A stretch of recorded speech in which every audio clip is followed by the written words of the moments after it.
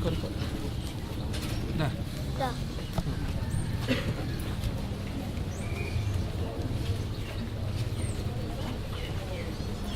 Apa salah itu? Hah?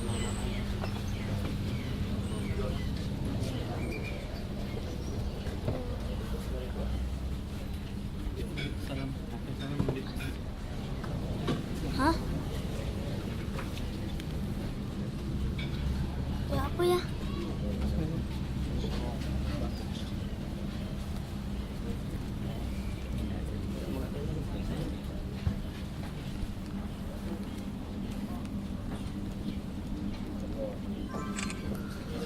Pak Imam.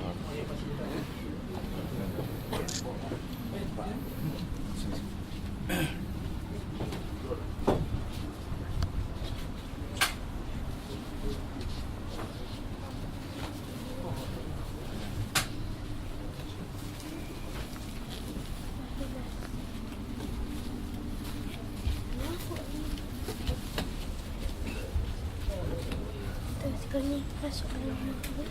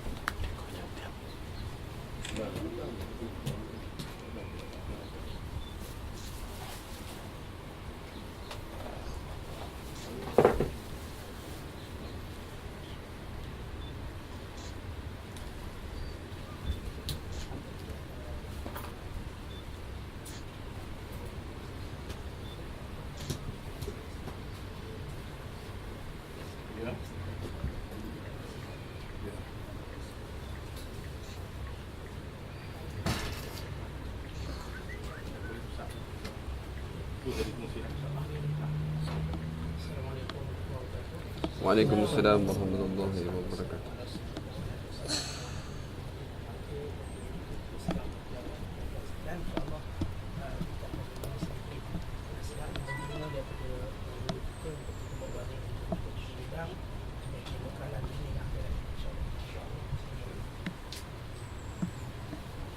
Assalamualaikum warahmatullahi wabarakatuh. Waalaikumsalam warahmatullahi wabarakatuh. Alhamdulillah rabbil alamin wa bihi nasta'in. Wa alayhi natawakkal. Wa hasbunallahu wa ni'mal wakeel. Wa la hawla wa la quwwata illa billahil aliyyil azim. Wassalatu wassalamu ala Rasulillah wa ala alihi wa sahbihi wa man tabi'ahu wa nasarahu wa walah, amma ba'd. Yang saya kasihi Ketua Rombongan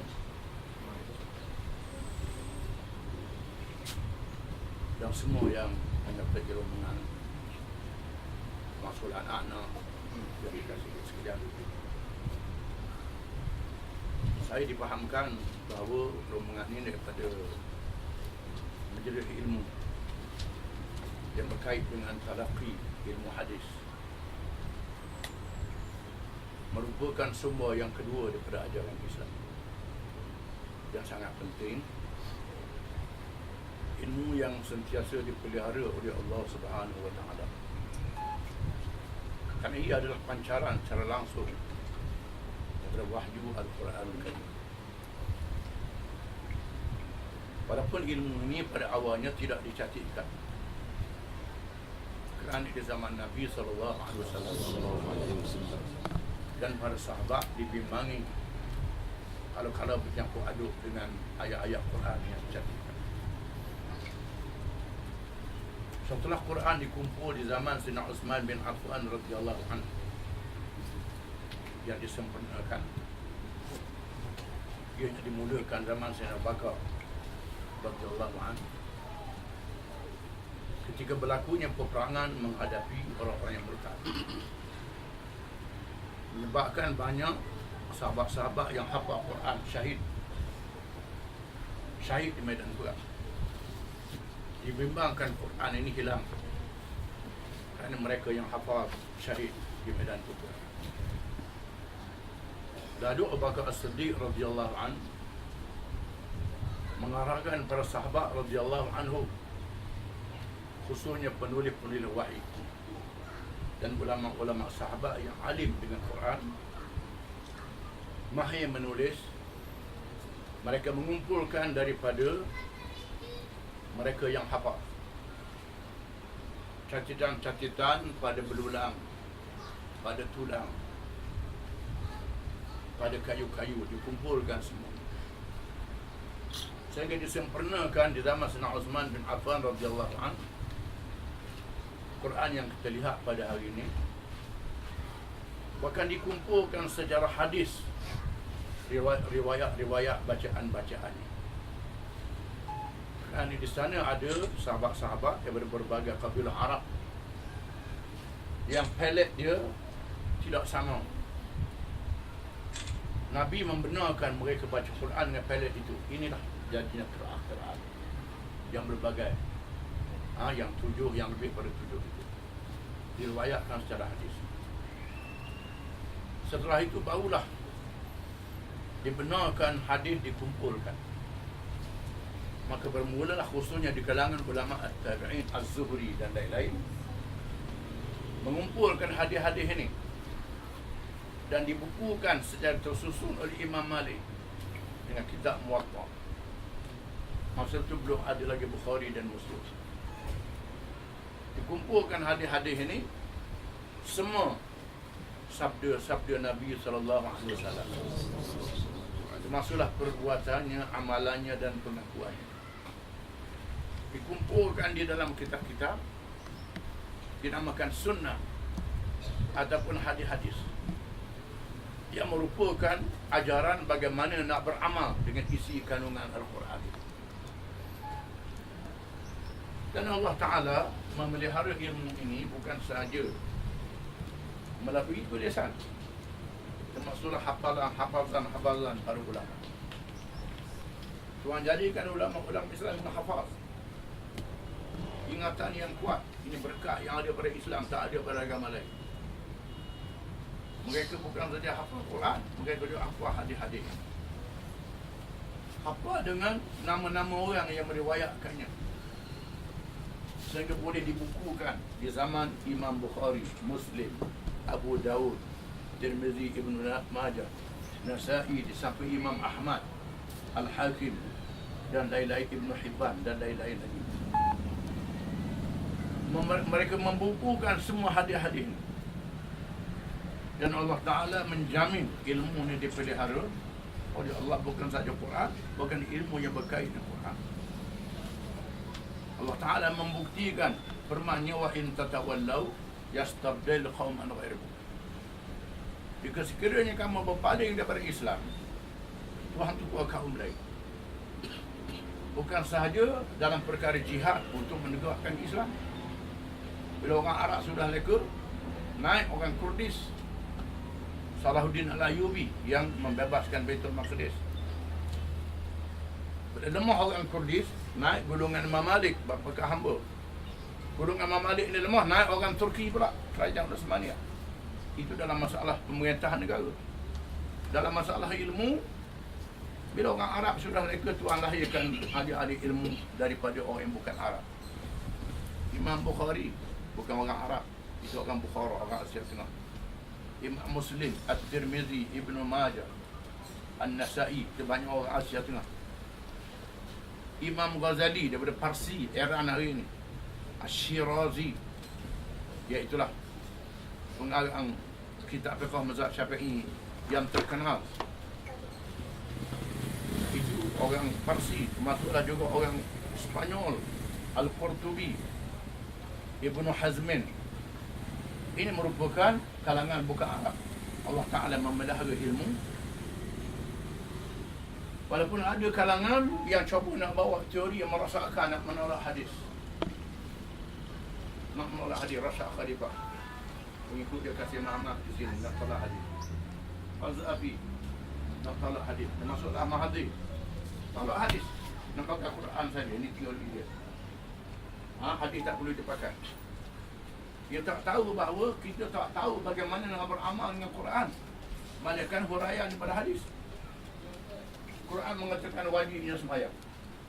Cara sembahyang Quran tak ada. Nak mula dengan apa? Mula dengan salam. Tidak mula dengan takbir dulu. Nabi kata sallu kama ra'aitumuni usalli. Tengok bagaimana cara aku sembahyang, kata Nabi. Ada mula dengan takbir. Baca Fatihah, rakaat, sujud, ada tertib. Di mana sembahyang yang tertib ini sunnah. Hadis mengajarnya. Termasuklah ibadat-ibadat yang lain. Ibadat puasa. Bila al-khaytul abyad min al-khaytil aswad. Waktu puasa tu beza di antara benang hitam dengan benang putih. Maka sahabat-sahabat pun ada yang terpaksa cari benang hitam, benang putih nak buka puasa. Cari benang letak atas ni, tengok. Lagi nampak benang tu, beza tak buka puasa. Nabi kata bukan begitu. Maknanya jatuh matahari, naik fajar, dia terangkan begitu. Ini hadis yang menerangkan. Termasuklah khudu anni manasikakum. Ambillah cara-cara ibadat haji daripada aku. Tuan kata wajib haji. Bagaimana ibadat haji? Sunnah menerangkan. Bagaimana nak menegakkan negara? Sunnah amaliyah. Nabi berhijrah daripada Mekah ke Madinah dan menegakkan negara. Dia adakan perjanjian dengan di antara orang Islam, Muhajirin dan Ansar dengan orang Yahudi. Dia buat tahaluf. Dia buat persefahaman dengan syarat-syaratnya. Dan Nabi diberi kuasa memerintah negara melaksanakan hukum syariat dengan adil. Dan bila Nabi wafat, macam mana nak buat? Semayang tahu, apa tahu. Belum lagi jenazah Nabi ditanam. Pemimpin sahabat berhimpun di Saqifah Bani Sa'idah untuk memilih siapa jadi ketua negara. Maka ada 3 calon. Ahlul Bait mencalon dengan Sayyidina Ali. Fa'inna Harun ka Musa, anta ka Harun li Musa, kata Nabi pada Sayyidina Ali masa perang Tabuk yang saya baca tadi. Awak ni macam Nabi Harun pada Nabi Musa. Orang Syiah kata Sayyidina Ali yang layak. Kemudian orang Madinah kata pula Sa'ad bin Ubadah. Orang Madinah mencalonkan Sa'ad bin Ubadah. Kerana Nabi kata dalam hadis juga, isma'u wa ati'u fa inna alaikum abdun habashi. Taat dan dengar. Siapa jadi ketua kamu? Siapa boleh jadi ketua? Kemudian golongan Muhajirin mencalonkan Sayyidina Abu Bakar. Mereka berdalilkan a'immatu min Quraisy, pemimpin daripada Quraisy. Mesti sekarang ketua negara daripada Quraisy. Quraisy merupakan kabilah yang berpengaruh. Pada lantik siapa saja pengaruh dia tak kuat, orang tak ikut, tak ada kehebatan. Mesti dilantik ketua negara seorang yang ada kehebatan, yang kabilahnya kuat, kabilahnya gagah. Kabilah dia gagah, kabilah paling kuat, paling ramai ialah Quraisy. Mereka Quraisy jadi ketua negara. Akhirnya dalam mesyuarat itu memilih Abu Bakar jadi ketua negara. Inilah konsep pemilihan dalam Islam. Pilih Abu Bakar jadi ketua negara. Sehingga menjadi ijma' para sahabat menghidupkan sunnah Nabi SAW dan mendirikan negara. Ini kita kena faham. Termasuk bagaimana nak beramal dengan undang-undang antarabangsa, nak beramal dengan undang-undang perang, undang-undang damai, pelarian dan sebagainya. Semuanya ada dalam kitab hadis. Yang jumlahnya ratus-ratus ribu, mungkin juta hadis. Keberadaan sunnah wal jamaah yang banyak sahih ialah dalam Sahih Bukhari dan Muslim. Kemudian dalam kitab-kitab yang lain yang meriwayatkan mengikut syarat-syarat Bukhari dan Muslim. Kemudian dalam kitab yang lain mengikut riwayat yang sahih pada pandangan ulama-ulama. Hadis-hadis sahih ini diriwayatkan secara seorang lebih seorang sampai Nabi SAW. Dilihat bagaimana akhlak dia baik ke tak baik, dia meriwayatkan hadis ini. Dilihat bagaimana pergaulan dia, dilihat bagaimana ilmu dia, bagaimana kekuatan ingatan dia. Di mana hadis diambil, hadis yang sahih daripada orang yang baik, yang akhlaknya baik, yang wara', yang ingatannya kuat. Ingatan, kalau ingatan dia tak kuat, hadis tu percaya orang lain pula. Itu dia. Ingatan dia punya tape recorder. Dia dengar sekali tu ingat. Kita tak lihat. Memang ada orang macam ni. Ada orang macam ni. Saya pernah belajar di Madinah dulu. Seorang guru yang mahir ilmu hadis, sanad-sanad dia. Memang ingatan dia kuat. Kali pertama saya masuk kelas dalam kuliah 60 orang. Dia tanya nama. Dia berani ke mana? Nama. Negeri mana? Lepas 4 tahun dia ingat semua nama. Ini dia. Ini kehebatan ilmu hadis. Ada orang macam ni kita tak nampak. Tuhan jadikan orang memelihara ilmu hadis ni.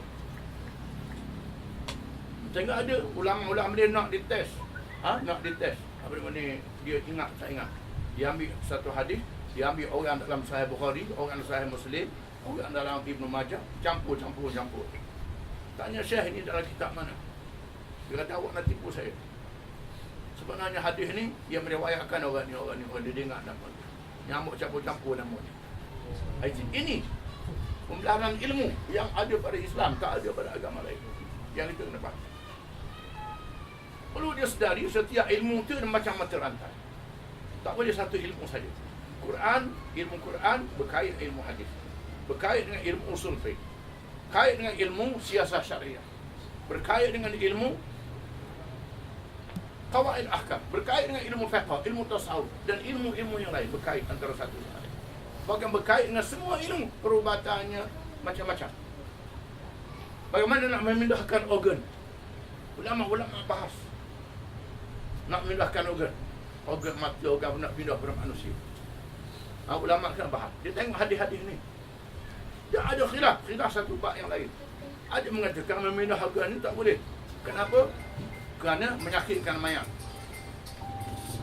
Ada mengatakan menjadi satu kebajikan. Kalau pindah organ pada orang yang baik. Dengan sebab dia pindah organ tu orang dia buat baik, pahala siapa ke mayat. Kita nak pakat mana? Ini masing-masing ada hujah dia.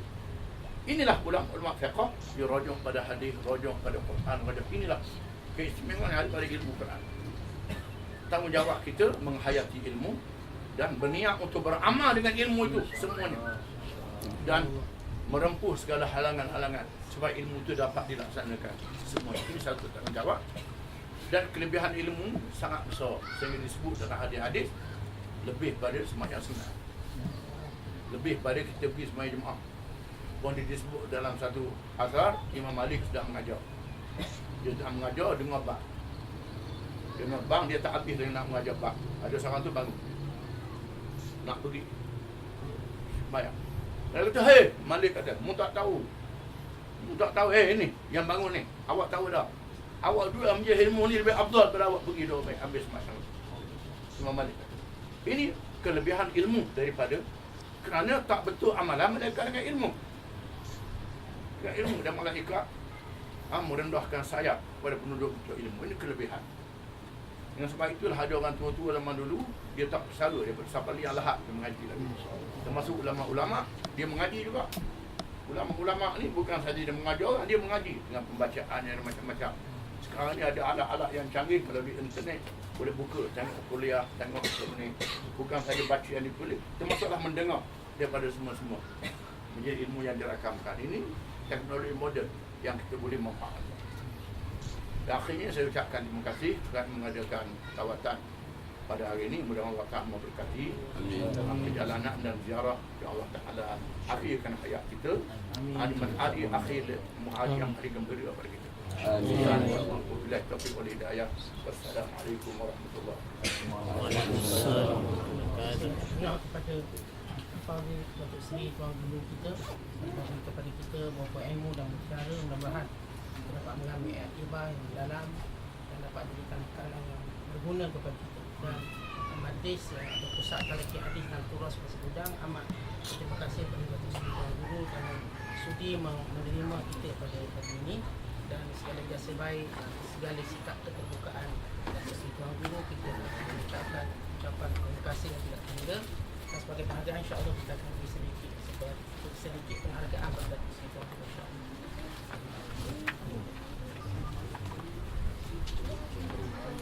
Cameron Lani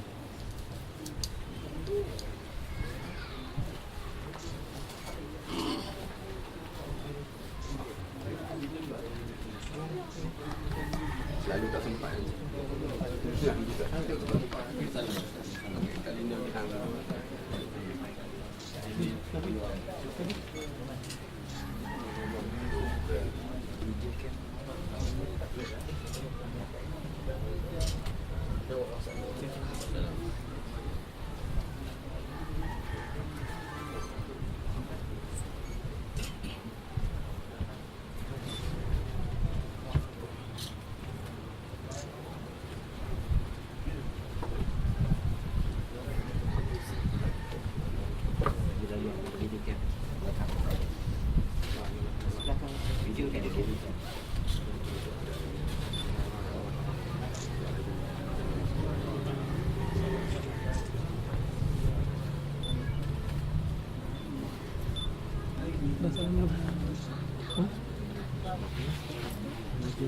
Mana mak?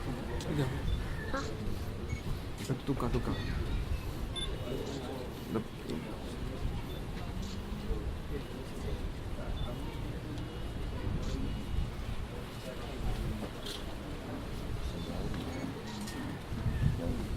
Gambar. Dede, ayah kat belakang. Ayah kat belakang.